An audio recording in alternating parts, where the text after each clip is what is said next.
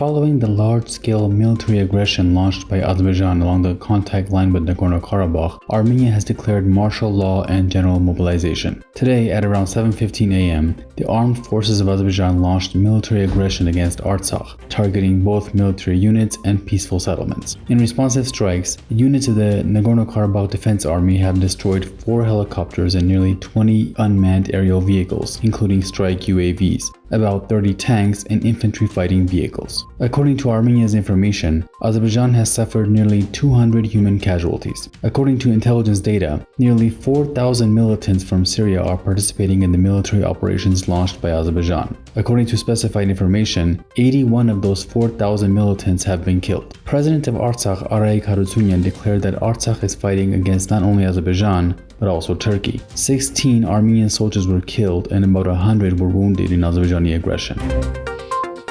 Prime Minister of Armenia Nikol Pashinyan took to his Facebook to report the following. Dear compatriots, now, upon the decision of the government, the Republic of Armenia is declaring martial law and general mobilization. The decision will enter into force upon promulgation. I call on the personnel attached to troops to show up to their territorial military registration offices. For the homeland, for victory. Prime Minister of Armenia Nikol Pashinyan has tweeted the following. The recent aggressive statements of the Azerbaijani leadership, the large-scale joint military exercises with Turkey, as well as the rejection of the monitoring requests of the personal representative of the OSCE Chairperson-in-Office clearly indicate this aggression was pre-planned and constitutes large-scale provocation against regional peace and security.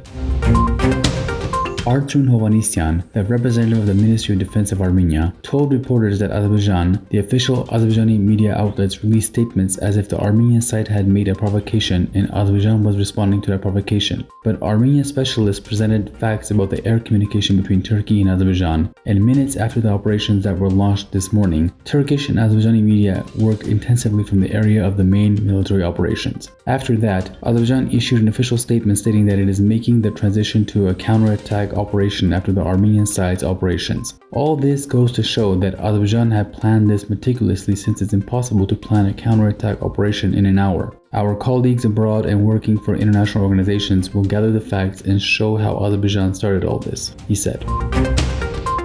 During the day, Azerbaijan has been actively shelling along the entire length of the line of contact, including peaceful settlements in the capital of Stepanakert. 2 peaceful citizens, a grandmother and her 9-year-old granddaughter, died from Azerbaijan's shelling. Around 30 peaceful citizens are in hospitals now with various wounds.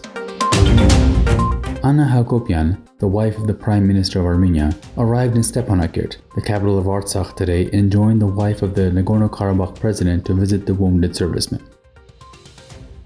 The co-chairs of the OSCE Minsk group made the following statement. We strongly condemn the use of force and regret the senseless loss of life, including civilians. The co-chairs appeal to the sides to cease hostilities immediately and to resume negotiations to find a sustainable resolution of the conflict. The co-chairs call on the sides to take all necessary measures to stabilize the situation on the ground and reiterate that there is no alternative to a peaceful, negotiated solution of the conflict.